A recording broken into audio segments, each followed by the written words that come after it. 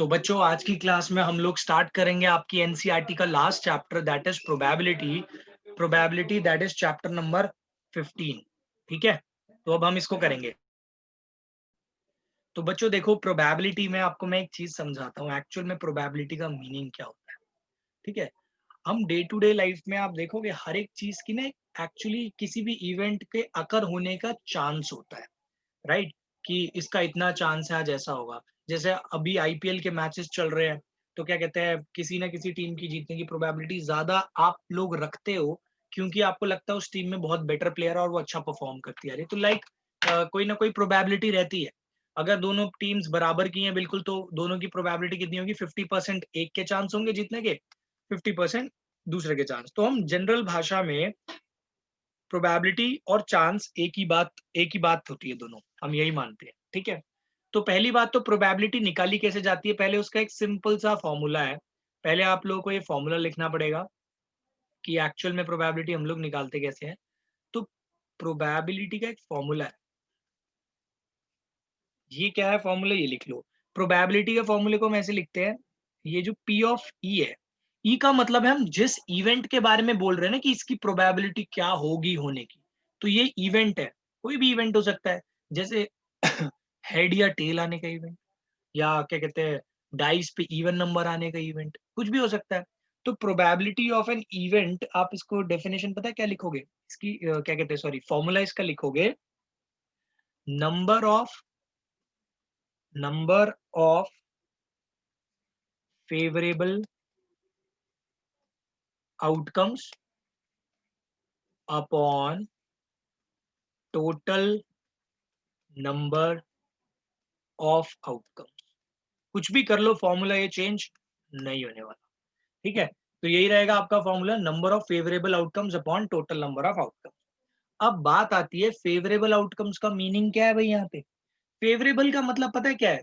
जिस चीज की आप प्रोबेबिलिटी चाह रहे हो ना, उसका नंबर पूछ रहा है। एक एग्जाम्पल लेते हैं, ठीक है। एग्जाम्पल के तौर पे एक डाइस है, ठीक है। डाइस में देखो यहाँ पे एक नया वर्ड आएगा, सैंपल स्पेस। ठीक है, सैंपल स्पेस आपको बता देता हूँ क्या होता है। सैंपल स्पेस होता है क्या क्या आउटकम्स पॉसिबल हैं। तो आप देखिए डाइस के अंदर क्या क्या आउटकम्स पॉसिबल होते हैं जब आप एक सिंगल डाइस फेंकते हो।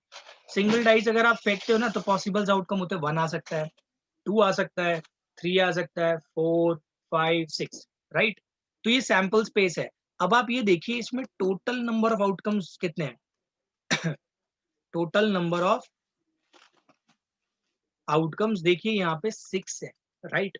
और अब मैं यहाँ पे मान लो बोलता हूँ कि find probability of getting an even number. Even number आने की अगर मैं आपसे प्रोबेबिलिटी मांगता हूं, तो क्या होएगा, आप पता क्या करोगे, फेवरेबल आउटकम का एक वो बनाओगे, फेवरेबल आउटकम। बेटा एक बात सोचो, यहाँ पे फेवरेबल आउटकम का मतलब मैंने आपसे प्रोबेबिलिटी किसकी पूछी है, इवन नंबर की। तो ये देखो कि सैंपल स्पेस में से इवन नंबर कितने हैं, 2, 4 एंड 6, 2, 4, 6। तो टोटल फेवरेबल आउटकम कितने हैं आपके, जो आपको क्या कहते हैं, जो चाहिए, जिसकी प्रोबेबिलिटी निकालनी है, 3 है। तो फेवरेबल नंबर ऑफ आउटकम्स हो गए 3 upon total number of outcomes हो गए इतने। तो इस इवेंट को मैं मानूंगा ई और ऊपर लिखूंगा। अभी मैं क्वेश्चंस तो आपको वैसे ही कराऊंगा, let E be the event of getting an even number. तो P of E is equals to, देख लीजिए इस फॉर्मूले में पुट करेंगे, नंबर ऑफ फेवरेबल आउटकम कितने, 3, टोटल नंबर ऑफ आउटकम्स कितने हैं, 6। तो आप इसको सिंप्लीफाइड फॉर्म में लिखोगे तो हाफ। अभी हाफ का मतलब पता है क्या है, 50-50% के बारे में बात कर रहे हैं। ठीक है, 50-50% का मतलब क्या है भाई, 50% चांस इसके है। अगर देख लीजिए एक चीज और बताता हूं, आप प्रोबेबिलिटी को ना फ्रैक्शन में भी लिख सकते हो, ठीक है, डेसिमल में भी लिख सकते हो, एंड परसेंटेज में भी लिख सकते हो। फ्रैक्शन में जैसे ये आ गया 1/2, जब आप इसको डेसिमल में लिखोगे ना तो बन जाएगा 0.5। और जब परसेंटेज की बात होती है ना, बस क्या करना है आपको, फ्रैक्शन या डेसिमल, इसको बस मल्टीप्लाई 100 से करना होता है। अगर आप 0.5 इंटू 100 करोगे तो 50 आ जाएगा। दैट मीन्स 50% चांसेस हैं कि इवन नंबर आएगा डाइस में, 50% चांसेस है कि ऑड नंबर, ऐसे ऑड नंबर भी 3 ही है, तो ऑड नंबर के आने के चांसेस भी 3 ही हो जाएंगे। तो ध्यान रखना, आपको फेवरेबल आउटकम्स पे ध्यान देना है और टोटल नंबर ऑफ आउटकम्स। ये तो हो जाएगा आपका प्रोबेबिलिटी का केस। तो देखिए यहाँ पे कुछ वर्ड्स हैं जो आपको आने जरूरी है, और वो वर्ड्स क्या है, क्या कहते हैं उसको, बोलते हैं हम यहाँ पे इक्वली लाइकली आउटकम्स। देखो इक्वली लाइकली आउटकम्स का मतलब क्या होता है, ऐसे इवेंट्स जिसमें ना जो बायस्ड नहीं होते, सबके आने की प्रोबेबिलिटी बराबर होती है। फॉर एग्जाम्पल अगर मैं कॉइन की बात करता हूँ, तो कॉइन में अगर आप कोई भी एक कॉइन को टॉस करोगे तो हेड और टेल आने की प्रोबेबिलिटी ज्यादा है। ऐसा नहीं है कि मैक्सिमम टाइम हेड ही आएगा या टेल आएगा, यानी दोनों की इक्वल प्रोबेबिलिटी है आने की। क्या कहते हैं, तो इन ऐसे इवेंट्स को, ऐसे को क्या बोलते हैं हम, इक्वली लाइकली आउटकम्स बोलते हैं। तो ये अनबायस्ड होते हैं, ठीक है। अनबायस्ड मतलब ये बायस नहीं है कि हेड ही हेड आएगा या टेल ही टेल आएगा, ठीक है। सिमिलरली अगर मैं बात करता हूँ डाइस की, तो डाइस के अंदर क्या कहते हैं 1 2 3 4 5 6, तो इन सबके चांसेस इक्वल है आने के। ऐसा नहीं है कि भाई 5 ज्यादा बार आता है डाइस में, 6 ज्यादा बार आएगा, नहीं। इक्वली लाइकली आउटकम है। अगर ऐसा नहीं होता ना, तो ये जो लूडो गेम चल रहा है वो क्या कहते हैं बेकार हो जाता, मतलब फिर उस लूडो गेम का सिग्निफिकेंस ही नहीं रहता अगर वो सारी चीजें बायस्ड होती, ठीक है। कॉइन का केस हो गया। यहाँ पे आपका एक केस और आ सकता है कार्ड्स का। कार्ड्स का केस देखिए कैसे आ सकता है। यहाँ पे अभी कार्ड्स वाला भी मैं आपको क्लियरली बताऊंगा, ठीक है। तो एक्चुअल में क्या बता रहा हूँ मैं, इक्वली कार्ड्स देख लो कितने होते हैं, 52 कार्ड्स होते हैं। हर एक कार्ड के आने के चांसेस बराबर होते हैं इफ वो कार्ड आपने ढंग से फैलाए हुए हैं, कि पहले से मतलब क्या कहते हैं प्री सेट नहीं है वो कार्ड, कहीं आपने नंबर वाइज सेट करके, तो आपको तो पता ही होगा। लेकिन अगर वो कार्ड नंबर वाइज सेट नहीं है, तो प्रोबेबिलिटी किसी भी कार्ड को उठाने की आपकी इक्वल ही रहेगी। तो ऐसी चीजों को हम बोलते हैं इक्वली लाइकली आउटकम्स, और हम इन्हीं केसेस को यहाँ पे पढ़ने वाले हैं, और कोई अलग केस नहीं पढ़ेंगे हम इसमें, ठीक है। तो यहाँ पे आपको एक चीज तो पता चल गई, प्रोबेबिलिटी जो होती है क्या कहते हैं वो, क्या होती है प्रोबेबिलिटी ऑफ, क्या कहते हैं favourable outcomes, total number of favourable outcomes, ठीक है, upon total number of outcomes, इस पे होती है, ठीक है। अब एक बात तो सिंपल सी है, अगर आपका टोटल नंबर ऑफ आउटकम्स तो हमेशा ज्यादा होंगे फेवरेबल से, ऑलवेज। क्योंकि अगर यहाँ पे 6 पॉसिबल आउटकम्स हैं, तो मैक्सिमम 6 आप फेवरेबल आउटकम ले सकते हो। अगर आपसे यहाँ कोई पूछे what is the probability of getting 7, तो आप कहोगे अच्छा 7 तो हमारे सैंपल स्पेस में है नहीं, यानी ऊपर 0। क्योंकि is there any number which is 7 here, no. Favourable outcome आपका 7 है, लेकिन यहाँ तो 7 है ही नहीं, तो 0/6 हो जाएगा। तो आपको एक चीज क्लियर है कि डाइस में 7 आने के चांसेस ही नहीं है, सिंगल डाइस में, क्योंकि वो होता ही नहीं है। तो आप आराम से कह दोगे हाँ भाई probability of getting a 7 on a single dice is 0, right, या 0%। अब यहाँ पे हम लोग केसेस कौन से कंसिडर करेंगे उसको ध्यान देना। सबसे पहले मैं स्टार्ट करने वाला हूँ कॉइन का, राइट। तो सबसे पहले तो एक सिंपल सा है मैं आपके सामने 1 कॉइन का केस कंसीडर करूंगा, 2 कॉइन का केस कंसीडर करूंगा, एंड 3 कॉइन्स का केस कंसीडर करूंगा, ठीक है। अब यहाँ पे 2 कॉइन है, एक उसी में हेड आ सकता है, उसी में टेल आ सकता है, राइट। तो आप आउटकम्स क्या लिख सकते हो, क्या कहते हैं टोटल नंबर ऑफ आउटकम्स, कितने आएंगे यहाँ पे, टोटल नंबर ऑफ आउटकम्स आपके 2 आएंगे। और सैंपल स्पेस क्या बनेगा उसका, ये देख लो। सैंपल स्पेस का मतलब क्या क्या प्रोबेबिलिटी है आने की, हेड आ सकता है, और दूसरे उसमें क्या कहते हैं टेल आ सकता है, तो देख लो 2 है, ठीक है। अब ऐसे ही मैं केस कंसिडर करता हूँ 2 कॉइन्स का, राइट। अब देखिए 2 कॉइन्स में क्या क्या आ सकता है। मान लो आपने एक साथ 2 कॉइन्स उछाल दिए, ठीक है, टॉस किया आपने 2 कॉइन्स, तो ऐसा हो सकता है कि पहली बार में जब दोनों गिरेंगे ना, दोनों में हेड हेड आ जाए, या फिर दोनों में क्या कहते हैं, चलो यहाँ पे मैं लिख देता हूँ, सैंपल स्पेस बता रहा हूँ मैं, ठीक है।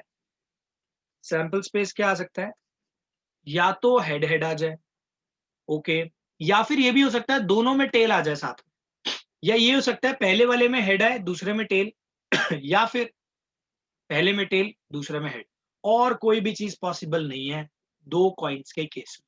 तो यानी कि कितने केसेस बने आपके, यहाँ पे बन गए 4 केसेस, 1 2 3 4। तो यहाँ पे टोटल नंबर ऑफ आउटकम्स कितने हुए 4, ठीक है, अब यहाँ पे कुछ बच्चों के दिमाग में डाउट आएगा, अच्छा सर आपने 8 आउटकम्स क्यों नहीं लिखे? ये मैंने इसलिए नहीं लिखे क्योंकि यहाँ पे मैं साथ में 2 कॉइन्स को उछाल रहा हूँ। तो ये मेरी ऑब्जर्वेशन एक बार में काउंट होगी। यहाँ पे मैंने इसको 2 अलग लिखा क्योंकि मैं एक कॉइन को उछाल रहा हूँ। पहली बार में सिर्फ हेड आएगा, दूसरी बार में टेल आ सकता है। दोनों एक ही साथ तो आ ही नहीं सकते एक कॉइन में। लेकिन 2 कॉइन के केस में ये दोनों एक साथ आ सकते हैं। ये भी आ सकते हैं, ये भी आ सकते हैं, ये भी। इसलिए यहाँ पे टोटल नंबर ऑफ आउटकम हो जाएंगे 4, राइट? अब 3 कॉइन्स पे जाने से पहले मैं आपके साथ एक केस कंसीडर करना चाहूंगा। एक प्रोबेबिलिटी का क्वेश्चन अपने आप ही ले लेता हूं मैं एक क्वेश्चन। तो यहाँ पे क्वेश्चन मान लो ये आता है, find the probability of getting of getting at least one head at least one head on at least one head in case 2 coins are tossed. ठीक है, वो कह रहा है अगर 2 कॉइन्स उछाले जाते हैं तो एटलीस्ट वन हेड आने की प्रोबेबिलिटी क्या होगी। तो सबसे पहली चीज आपको सैंपल स्पेस बनाना है, सैंपल स्पेस। अब फेवरेबल आउटकम पता है कैसे निकाले जाएंगे? फेवरेबल आउटकम कैसे निकालोगे आप? इसको ऐसे लिखोगे कि अच्छा एटलीस्ट वन हेड का मतलब क्या होता है कि कम से कम एक हेड, ज्यादा से ज्यादा 2। तो ऐसे कितने केसेस हैं जो ये फॉलो कर रहे हैं? यानी कि ये केस भी कंसीडर हो सकता है, दोनों में हेड। क्योंकि क्या बोला है, कम से कम एक हेड आना चाहिए, यानी ज्यादा से ज्यादा 2 आ सकते हैं। ओके, कम से कम एक हेड यानी ये वाला तो रिजेक्ट हो गया, तो ये वाला तो फेवरेबल आउटकम में नहीं लेंगे टेल टेल। ये आ सकता है क्योंकि इसमें एक हेड है, ये भी आ सकता है क्योंकि इसमें एक हेड है। तो फेवरेबल आउटकम कितने हुए? 1 2 3। ठीक है, और टोटल तो थे कितने? 4। तो आप फॉर्मूला जब लगाओगे आप ऊपर जरूर लिखोगे, let E be the event of getting at least one head. ठीक है, अब इसको मैं लाइन में बताता हूँ कैसे कैसे लिखोगे। सबसे पहले आपका काम होएगा ये लिखना, पहले ये चीज लिखी जाएगी। उसके बाद आप फेवरेबल आउटकम ये वाला पार्ट लिखोगे। उसके बाद आप ये वाली जो चीज है ना, E with the event, E with the event जो है, इसको आप पहले भी लिख सकते थे, राइट? इसको भी लिख सकते थे पहले, कोई प्रॉब्लम नहीं है। ये आपने ई को इवेंट ले लिया, ठीक है, पी विद ये पी ऑफ ई आ गया। अब यहाँ पे आप देखिए फेवरेबल आउटकम वाला फॉर्मूला लिखोगे, total number of favourable outcome upon total number of outcome. तो फेवरेबल आउटकम देखो कितने हैं? 3। टोटल आउटकम कितने हैं? 1 2 3 4। तो प्रोबेबिलिटी कितनी हो गई? 3/4। अब इसी को अगर आपको ना उसमें लिखना है डेसिमल में तो 0.75 आ जाएगी, आप कर लेना इसको डेसिमल में। और परसेंटेज में लिखना है तो 75% आ जाएगा। तो ये तो केस हो गया आपका 2 कॉइन। तो 2 कॉइन में ऐसी क्वेश्चन आ सकते हैं, एट मोस्ट भी हो सकता था। तो ऐसे क्वेश्चंस आएंगे और आपको इसको इस तरीके से सॉल्व करना है। ये हो गया आपका 2 कॉइन केस। अब आप देखिए 3 कॉइन केस। देखिए, पहली बात तो इसके टोटल जो सैंपल स्पेसेस है ना, किसके सैंपल स्पेसेस बना रहा हूं मैं? टोटल नंबर ऑफ आउटकम के, टोटल नंबर ऑफ आउटकम्स। देखिए, पहले तो मैं आपको तरीका बता देता हूँ सैंपल स्पेस बनाने का। अगर आपको याद हो 2 कॉइन्स वाले केस में क्या थे? Head tail, tail head, head head, tail tail. ठीक है, इसके सैंपल स्पेस बनाने का एक सिंपल तरीका है, आप पहले ना 2 कॉइन वाला जो केस था ना उसके 2 बार लिख लो, head tail, tail head, head head, tail tail, ऐसे लिख लिए। अब क्या करो, यहाँ पे पूरी लाइन में हेड हेड हेड लगा दो। इस पूरी लाइन में टेल टेल टेल लगा दो। अब आप देखो ये आपके ऐसे केसेस बन गए, कोई रिपीट नहीं हो रहा, देख लो। यानी अगर आप 3 कॉइन्स उछालोगे ना तो आपको टोटल नंबर ऑफ 8 आउटकम्स मिलेंगे। और वो कुछ ऐसे होंगे कि पहले 2 कॉइन में हेड आ जाए, तीसरे में टेल, या फिर दूसरे में हेड बाकी दूसरे में टेल बाकी 2 में हेड, या तीनों में हेड, या लास्ट 2 में टेल। देख लो कोई भी सेम नहीं है, मैच नहीं कर रहा कोई, सारे डिफरेंट। और यही पॉसिबल है, इसके अलावा और कोई पॉसिबल भी नहीं है 3 कॉइन केस में। ठीक है, तो ये कैसे बनता है मैंने आपको बता दिया है। आप पहले क्या करना, 2 कॉइन वाले जो केस था ना, head tail tail head, head head tail, head head tail tail, same 2 बार लिखना। पहली वाली लाइन में हेड हेड हेड लगा देना, दूसरी वाली लाइन में स्टार्टिंग में टेल टेल टेल। तो ऐसा हो जाएगा आपका, ये बन जाएंगे आपके टोटल आउटकम्स। ठीक है, अब इसी में देखिए क्वेश्चंस। क्वेश्चन क्या आ सकता है आपसे? यहाँ पे क्वेश्चन आएगा, find probability of getting two heads when three coins are tossed. जब 3 कॉइन टॉस करे तो 2 हेड आने की, तो यहाँ पे आप बेटा क्या करोगे? फेवरेबल आउटकम्स फेवरेबल आउटकम्स का सैंपल स्पेस बनाओगे। तो आप देखिए कौन-कौन से फेवरेबल है जिसके अंदर गेटिंग एग्जैक्टली 2 हेड्स है। अब यहाँ पे कोई एटलीस्ट वगैरह नहीं बोला, 2 से कम भी नहीं चलेंगे, 2 से ज़्यादा भी नहीं।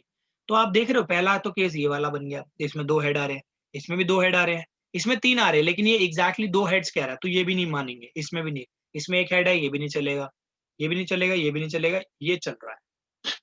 इसमें आपके क्या कहते हैं 2 हेड आपको मिल रहे हैं। एग्जैक्टली 2 हेड का केस बोल रहा हूँ मैं, अगेन ध्यान रखना, राइट? तो आप देखिए यहाँ पे कितने केस बन गए आपके एग्जैक्टली 2 हेड के। ऐसे ही आप एग्जैक्टली 2 टेल के भी देख सकते हो, यहाँ पे आ रहे 3। तो फेवरेबल आउटकम कितने हो गए? 3। और यहाँ पे लिख लेना कौन-कौन से, HHT, दूसरा HTH, तीसरा EHH, और कोई पॉसिबल केस नहीं, यानी टोटल कितने आ गए? 3 आउट। ठीक है? अब फॉर्मूला क्या लगाओगे? स्टार्टिंग में ये जरूर लिखना है, late E be the event of getting 2 heads। तो P of E क्या बनेगा? वही फॉर्मूला लिखना पड़ेगा ऑलवेज, हमेशा फॉर्मूला पहले लिखोगे फिर वैल्यूज को पुट करोगे। फेवरेबल आउटकम कितने? 3 अपॉन टोटल आउटकम्स कितने थे? 8। तो आपका आंसर क्या आया? 3/8। इसको अगर आप परसेंटेज में निकालना चाहो तो निकाल सकते हो, ये आपका आ जाएगा 12.5, ये आपका 37.5% आ जाएगा। ठीक है, तो ये होगी इसकी प्रोबेबिलिटी। बाकी यहाँ तक भी छोड़ोगे फुल नंबर मिलेंगे, कोई दिक्कत। अब आपको ये तीनों कॉइन के केस समझ में आया। अब आपको ना कुछ यहाँ पे चीजें जाननी पड़ेंगी कि क्या कहते हैं, यहाँ पे ना probability of occurring plus probability of not occurring that event, it is always equals to 1। Example के तौर पे अगर मैं कह रहा हूँ, क्या कहते हैं, अगर चांसेस हैं आज 60%, क्या कहते हैं, मान लो 60% रेन हुई, एक ऐसी एग्जाम्पल दे रहा हूँ, तो रेन नहीं होने के चांसेस कितने होंगे? 40%। क्योंकि मैक्सिमम कितना हो सकता है? 100% हो सकता है ना। तो अगर रेन होने के चांसेस 60% है, तो रेन नहीं होने के चांसेस 40%। अगर मैं आपको कह रहा हूँ कि क्या कहते हैं, अभी आपने 3 कॉइन का केस अभी लिया ही था आपने, उसमें आपने देखा था एग्जैक्टली 2 हेड आने के चांसेस कितने थे? 3/8। 3/8। तो आपको पता है, अगर आपसे वो पूछेंगे what is the probability of not getting exactly 3/8, तो आप पता क्या करोगे? उसको 1 में से सबट्रैक्ट कर लेना। देखो अगर इसी फॉर्मूले को, क्योंकि देखो इसी फॉर्मूले को अगर हम अप्लाई करें, probability of occurring an event plus probability of not occurring an event is equals to 1। तो मैंने कहा अगर आपको की probability of occurring an event मैंने आपको दे दी 3/8, तो क्या प्रोबेबिलिटी होगी उसकी नहीं होने की? तो आप क्या करोगे? इसको उधर ले जाके सबट्रैक्ट कर दोगे, 1 minus P of E। 1 minus P of E कितना था आपका? 3/8। तो ये आपका 5/8 आ जाएगा एलसीएम में। तो probability of not occurring an event हो गया 5/8। अब आप देख लीजिए 3/8 और 5/8 इन दोनों का सम 1 ही आने वाला है, कुछ नया नहीं आएगा। तो हमेशा ध्यान रखना, probability of occurring an event and probability of not occurring that event, इन दोनों का जो समेशन होगा वो हमेशा 1 होगा, और you can say that it is 100%। इसको आप लिख लेना, this is probability of occurring an event, और ये है आपका probability of not occurring that event. ठीक है, ओके। अब यहाँ पे आपको एक चीज और भी बतानी है मुझे कि क्या कहते हैं, sum of all elementary events, नहीं, प्रोबेबिलिटी ऑफ, सॉरी इसको ठीक कर लेना, sum of probability of all elementary event is equals to 1। बहुत सिंपल है इसका मतलब। एलिमेंट्री इवेंट का मतलब है उसी के पार्ट्स। जैसे कि अगर आपको मैं बोलता हूँ एक कॉइन के केस, वन कॉइन का केस, इसमें हेड और टेल, क्या क्या आ सकता है? हेड भी आ सकता है, टेल भी आ सकता है। तो हेड आने की जो प्रोबेबिलिटी होगी ना, और जो टेल आने की प्रोबेबिलिटी होगी, इनका सम अगर आप करोगे हमेशा वन आएगा। ये हो गया इसका मतलब कि उस इवेंट के अंदर जो जो भी चीजें हैं उनकी प्रोबेबिलिटी इतनी होगी। अगर मैं डाइस का केस लूं, डाइस, मैं बोलता हूँ 1 2 3 4 5 6, ठीक है। अगर मैं बोलता हूँ वन आने की प्रोबेबिलिटी कितनी होगी, तो इस डाइस के अंदर कितने वन है? Only one.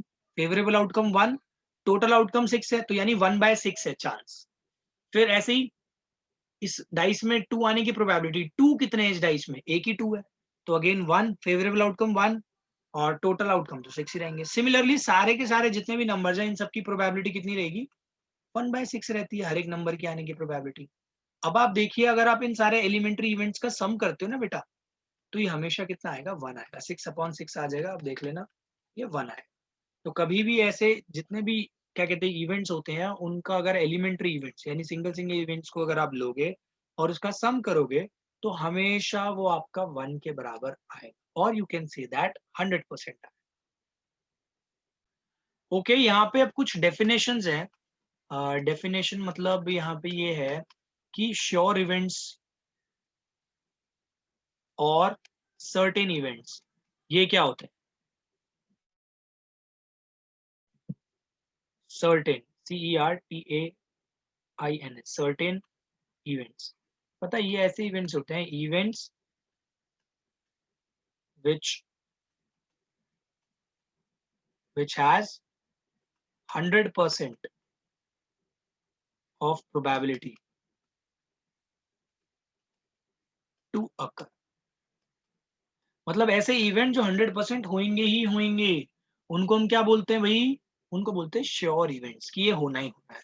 फॉर एग्जाम्पल मैं कह रहा हूँ रात को कि भाई कल तो सुबह ही होएगी, 6 घंटे बाद, क्या कहते हैं, मैं 12 बजे बोलता हूँ, तो ऑफकोर्स 6 बजे, 6 बजे के बाद तो क्या कहते हैं, सुबह ही होएगी इवेंट।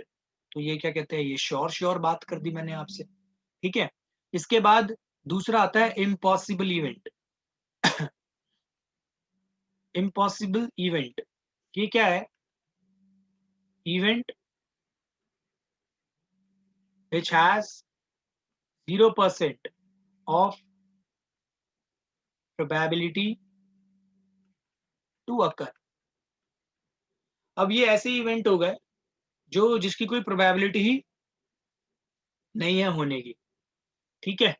तो ये हो गए आपके क्या कहते हैं, इम्पॉसिबल इवेंट्स। इसके एग्जाम्पल्स आपके दिमाग में बहुत सारे आ सकते हैं कि क्या कहते हैं, मतलब अभी जैसे शाम हो रही है, ठीक है, अभी मैं कहूंगा कि 2 घंटे बाद सूरज उगेगा, तुम्हें भी पता है 2 घंटे बाद सूरज नहीं उग सकता। 0% प्रोबेबिलिटी, मैं यहाँ की बात कर रहा हूँ, दूसरे देशों की बात नहीं कर रहा, यहाँ की बात कर रहा हूँ। तो इम्पॉसिबल इवेंट हो गया वो हमारे लिए कि इट हैज नो चांस। इसके बाद एक चीज और है, अगर मैं इसको आपके बुकिश उसमें लेके जाऊं, तो मान लो प्रोबेबिलिटी ऑफ गेटिंग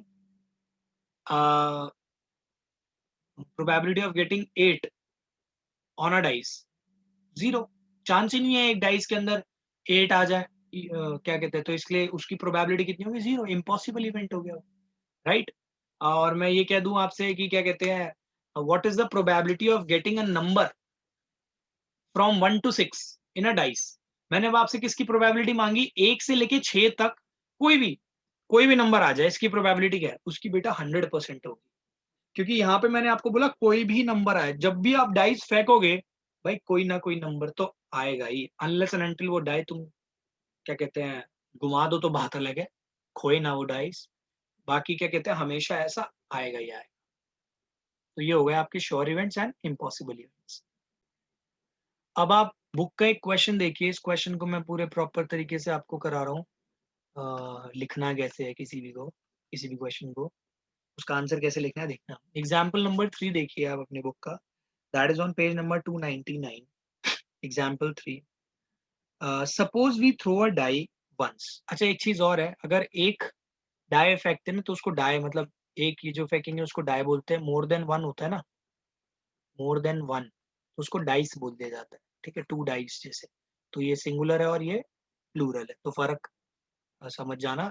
जब सिंगल की बात करेंगे तो डाई बोलेंगे, और जब एक से ज्यादा की बात करेंगे तो डाइस बोलेंगे। Suppose we throw a die once, what is the probability of getting a number greater than 4? ठीक है, तो सबसे पहले क्या कहते हैं, आपको late the event, first part का करा रहा हूं मैं, ठीक है। Let the of getting event of getting a number greater than 4. Let the event of getting a number greater than 4, ठीक है, ये हो गया। तो ये आपने एक इवेंट मान लिया कि ये एक E event, let the event of getting a number greater than 4 be E, आपने ई को मान लिया, या आप यहाँ पे लिख सकते थे let E be the event, एक ही बात है। तो आपने ई मान लिया कि एक इवेंट है जिसमें नंबर क्या आएगा, ग्रेटर देन 4, ठीक है। अब यहाँ पे टोटल, पहले तो सैंपल स्पेसेस लिखोगे आप, sample space in case of a die is thrown। तो सैंपल स्पेस क्या होंगे जब डाइस फेंकेंगे, 1 2 3 4 5 6। तो यहाँ पे आप देख लीजिए total number of outcomes, favourable की बात नहीं कर रहा अभी मैं, टोटल नंबर ऑफ आउटकम्स कितने हो गए यहाँ पे, 1 2 3 4 5 6, 6 चीजें आ सकती है, राइट। अब आप इस पे ध्यान दीजिए यहाँ पे sample space for favourable outcomes, favourable outcome का सैंपल स्पेस क्या, देख लीजिए यहाँ पे 1 2 3 4 5 6 है ना, इसमें से आपको क्या चाहिए, अ number greater than 4। Number greater than 4 कौन कौन से, 5 एंड 6। तो फेवरेबल आउटकम आपके लिए क्या है, 5 एंड 6। तो total number of favourable outcomes आपके कितने होंगे, 2, दो ही ऐसे नंबर, ठीक है। तो प्रोबेबिलिटी ऑफ ई क्या होगी, क्योंकि ई तो इवेंट है ग्रेटर देन 4 का, है ना। तो प्रोबेबिलिटी ऑफ ई क्या होगी, आप फॉर्मूला लिखोगे, number of favourable outcomes upon total number of outcomes, right. Number of favourable outcomes कितने थे, 2, टोटल नंबर ऑफ आउटकम्स थे 6, 1/3। ये आ गई प्रोबेबिलिटी इसकी। अब आप सेकंड केस कंसीडर करिए, सेकंड केस में क्या लिखा है, find the probability of getting a number less than और इक्वल टू 4। अब आप एक चीज देखिए, ग्रेटर देन 4 में ये केस आ गए, लेस देन इक्वल टू 4 में बाकी बचे हुए केस आ जाएंगे, राइट। अब आपको ये भी तो पता है कि भाई ये यानी सारी चीजें कंसिडर हो गई, यहाँ से लेके यहाँ तक, इसको इसको यहाँ तक। तो इस केस में अगर आप ग्रेटर देन 4 इतना है, तो लेस देन और इक्वल टू 4 बाकी बचे 1 में से माइनस कर दो प्रोबेबिलिटी, राइट। या फिर आप इसको दूसरे तरीके से भी कर सकते हो, ऐसे ही लिखना है, लेकिन वहां पे फेवरेबल आउटकम्स जो होंगे ना बेटा, सेकंड केस में फेवरेबल आउटकम्स चेंज होके बन जाएंगे 1 2 3 4, और total number of favourable outcomes इसकी जगह आ जाएंगे 4। प्रोबेबिलिटी ई मान लेना या आर मान लेना, इवेंट को जो भी मानना है वो मान लेना, उस केस में आ जाएगा आपका 4/6, दैट इज 2/3। लेकिन इसको दूसरा करने का केस क्या था, आप ये निकाल सकते थे, probability of R is equal to 1 minus probability of E, क्योंकि आपने ग्रेटर देन 4 निकाल दिए, तो लेस देन और इक्वल टू 4 में आप 1 में से माइनस कर दो, तो ये भी 2/3 ही आएगा अगर आप एलसीएम ले लो। So this is your final answer. तो अब यहाँ पे एक सबसे इंपॉर्टेंट चीज डाल लेना, प्रोबेबिलिटी जो हमेशा होगी ना बेटा, या तो ये 0 के बराबर हो सकती है या 0 से बड़ी, बट ये 1 से ऊपर कभी नहीं जा सकती। यानी प्रोबेबिलिटी की जो वैल्यू होगी ना, हमेशा 0 और 1 के इक्वल हो सकती है, या 0 और 1 के बीच की वैल्यू होगी। अब आप सोचोगे सर फ्रैक्शन में कैसे पता चलेगा, ध्यान रखना जब भी आप फ्रैक्शन में करोगे ना, या तो फ्रैक्शन सॉल्व होके 1 आएगा या 0 अगर न्यूमरेटर में 0 है, या फिर हमेशा जो भी वैल्यू आएगी ना उसमें ध्यान रखना डिनोमिनेटर हमेशा बड़ा आएगा। डिनोमिनेटर कभी भी किसी भी केस में न्यूमरेटर से क्या कहते हैं छोटा नहीं आएगा। न्यूमरेटर यानी कि हमेशा छोटा रहेगा डिनोमिनेटर से, प्रोबेबिलिटी के केस में।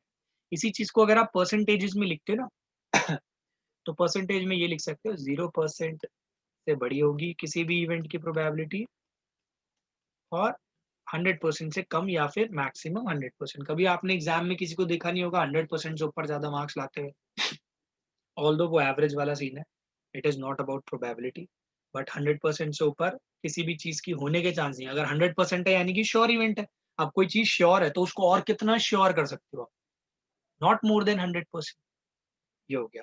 अब मैंने आपको जितने भी क्वेश्चंस कराए हैं इस पे बेस्ड आप अपनी एक्सरसाइज 15.1 के अंदर फ्रॉम क्वेश्चन नंबर 1 से question number you can easily do up to question number